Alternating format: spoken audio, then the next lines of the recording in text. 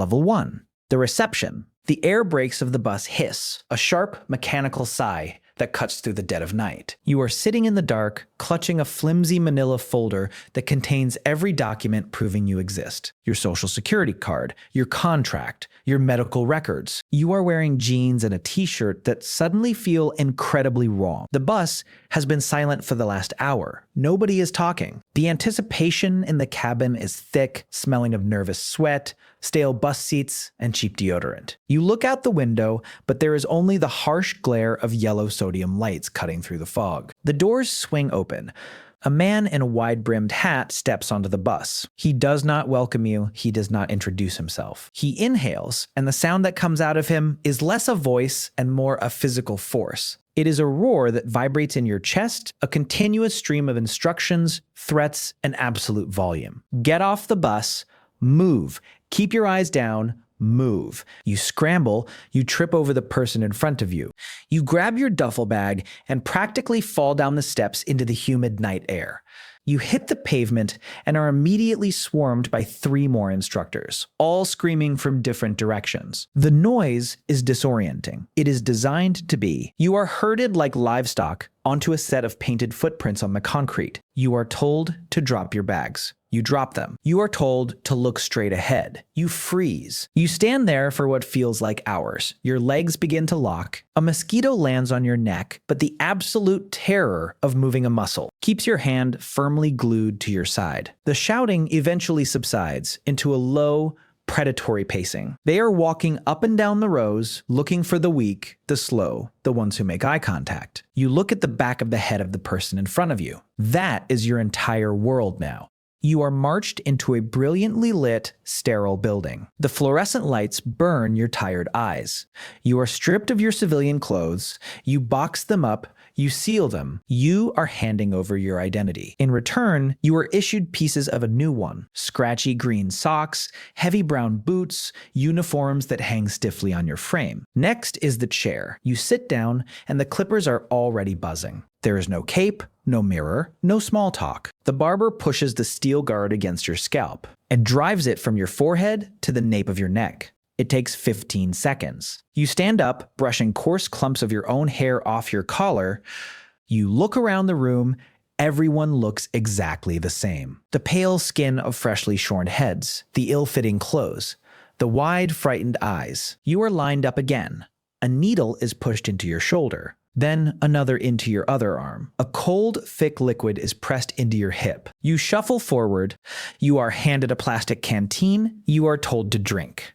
You drink. It is 4 a.m. You have not slept. You do not know where you are. You only know that the door behind you has locked, and there is no way out but through. Level 2, the shock. Your eyes snap open to the sound of a metal trash can being hurled down the center aisle of the barracks. It crashes against the concrete floor, a deafening explosion of noise. That jolts you out of the 2 hours of sleep you managed to steal. Lights flash on.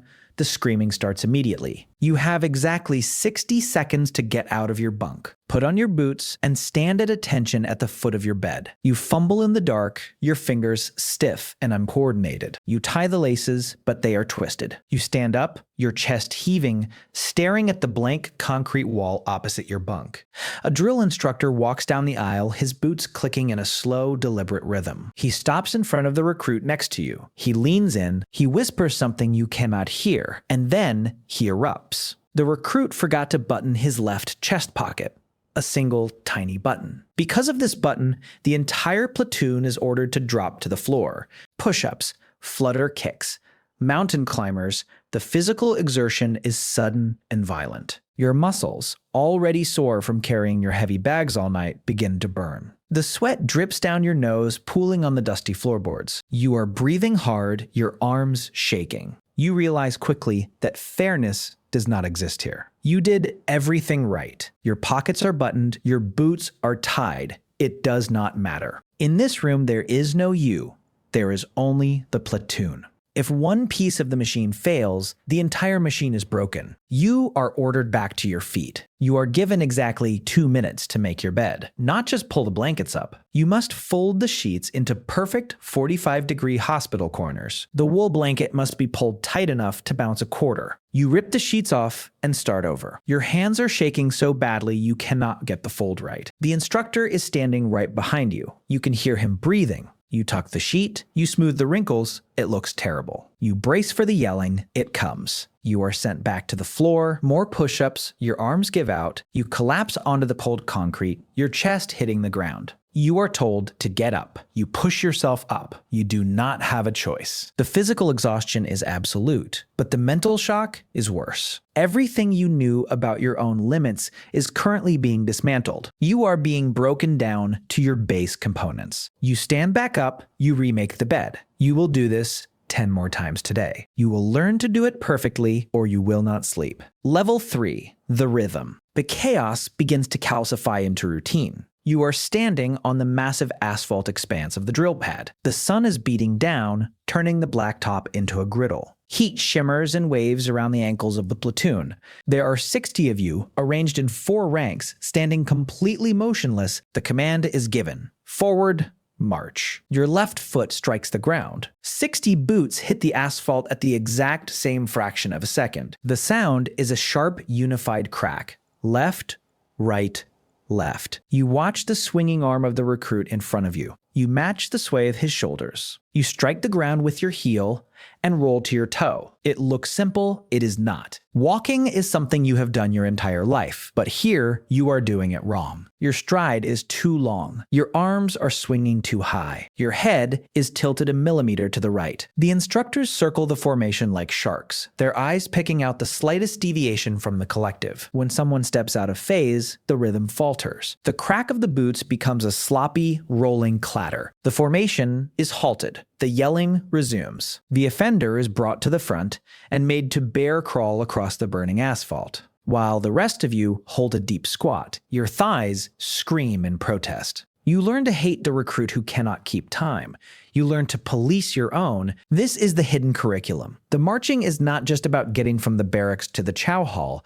It is about the absolute suppression of individuality. It is about muscle memory overriding independent thought. When a command is given, you do not think, you execute. The monotony extends to everything. You return to the barracks. You are given 30 minutes to arrange your footlocker. Every item has a designated place. Your rolled socks must be exactly 2 inches wide. Your t-shirts must form a perfect flush block of green fabric. Your toothbrush must angle to the right. You use a ruler. You measure your socks, you measure your shirts, you measure the distance between your shaving cream and your razor. It feels absurd. It feels like madness. You spend 2 hours buffing the leather of your boots with small, tight circles of a cotton rag, and a tin of black polish staring blankly at the floor. Your mind goes numb. The outside world fades. You no longer remember what day of the week it is. You do not know what is happening in the news. You only know the schedule. You only know the rhythm. Wake up,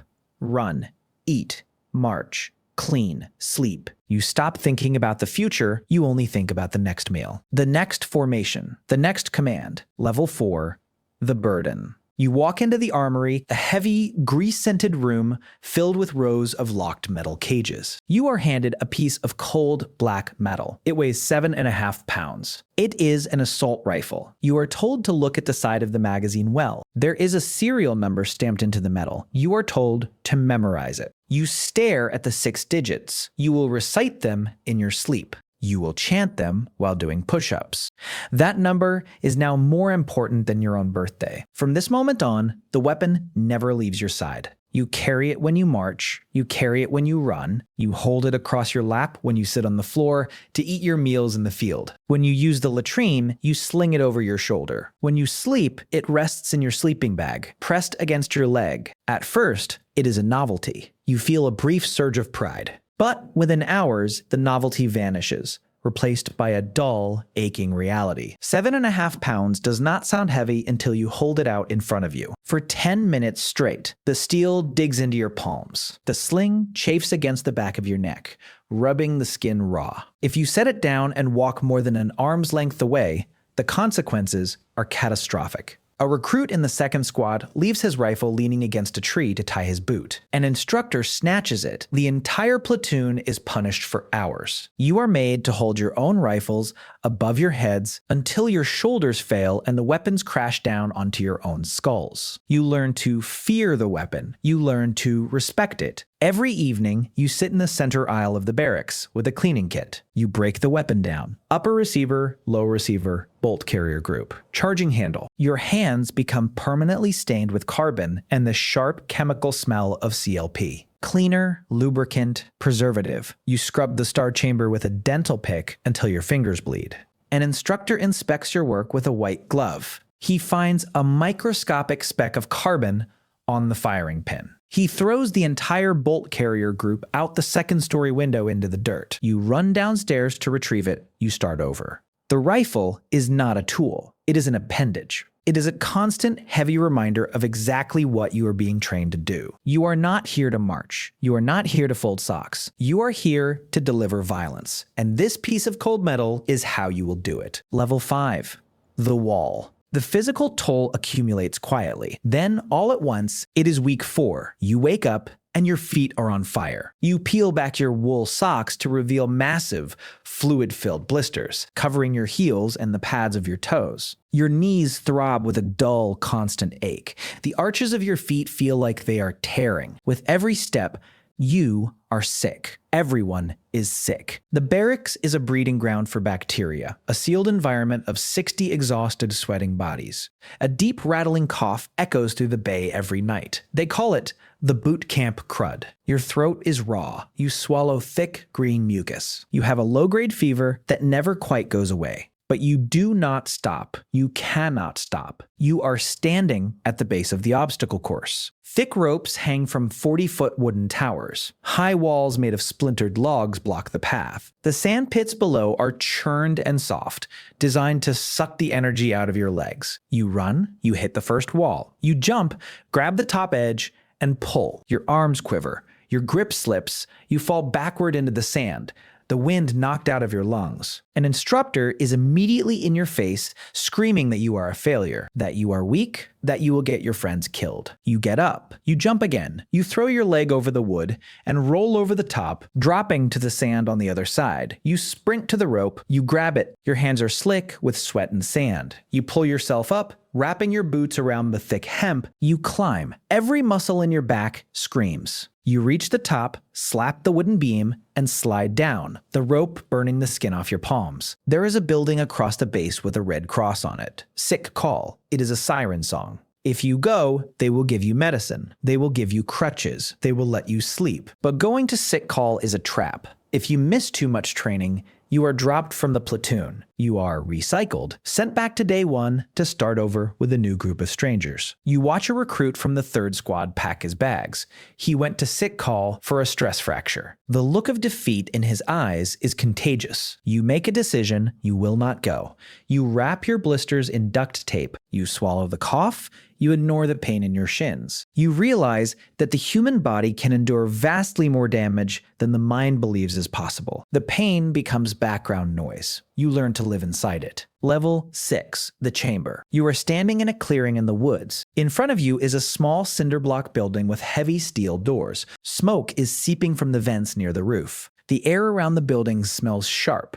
like burning plastic and hot pepper. This is the confidence chamber. The gas chamber. You are wearing a protective mask, strapped tightly to your face. The rubber seals dig into your cheeks. You breathe through the filter, the air pulling in with a dry, mechanical rasp. You are sweating profusely. The rubber is hot, trapping the heat of your own face against your skin. The steel doors open.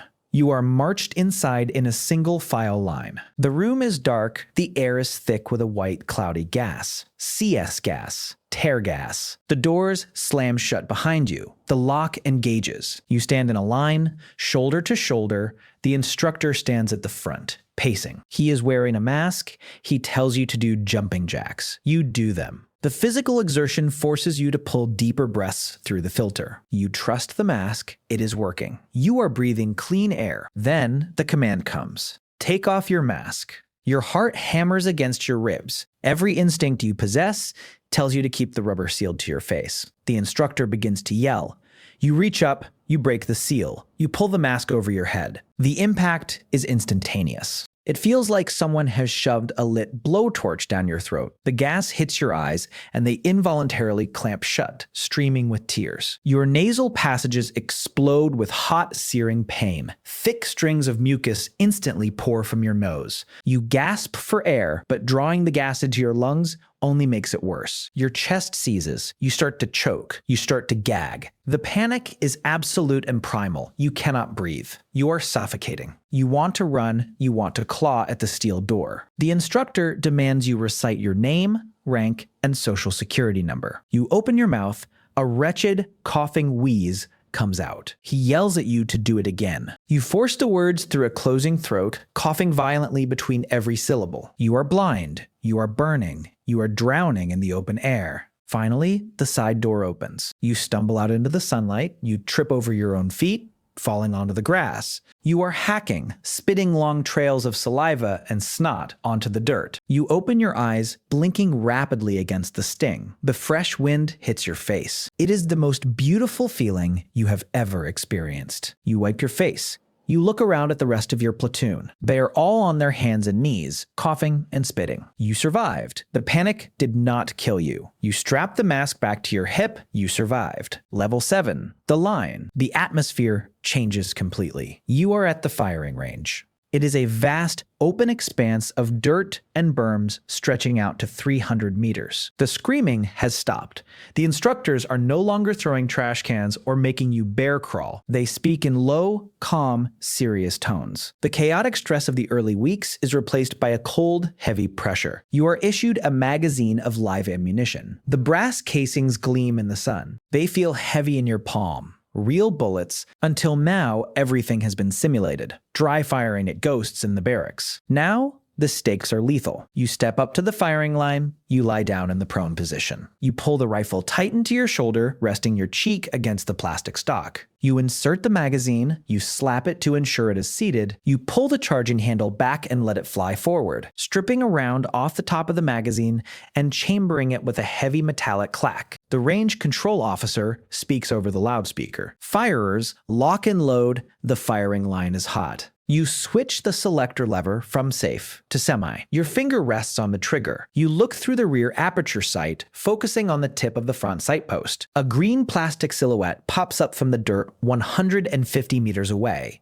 You exhale. You pause your breathing. You squeeze the trigger. The rifle recoils, driving back into your shoulder. The sound is a sharp, concussive boom that rings in your ears despite the foam plugs. A puff of dust kicks up behind the target. You missed. An instructor crouches beside you. He does not yell. He corrects your grip. He tells you to watch your breathing. He tells you to squeeze, not pull. A target pops up at 250 meters. It looks incredibly small. You focus on the fundamentals. Sight picture, breathing, trigger squeeze, boom. The target drops. You hit it.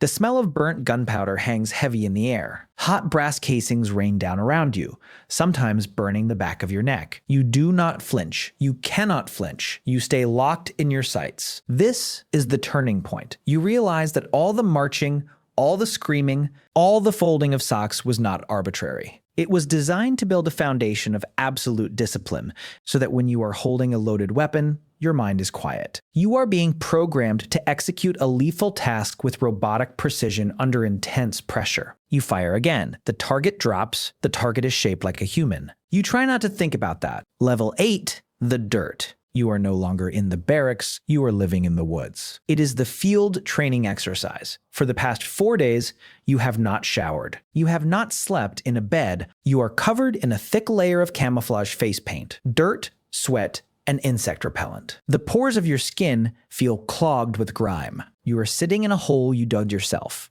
A fighting position. It is 3 feet deep, surrounded by sandbags. It is raining. Cold, continuous rain turns the dirt at the bottom of the hole into a thick, sticky mud. You are wearing a heavy poncho, but the water has found its way down your neck and into your boots. Your feet are prune-wrinkled and numb. It is 2 a.m. You are on fire watch. The rest of your squad is sleeping in the mud behind you, huddled under ponchos. You stare out into the pitch-black tree line. Your eyes play tricks on you. The shadows seem to move.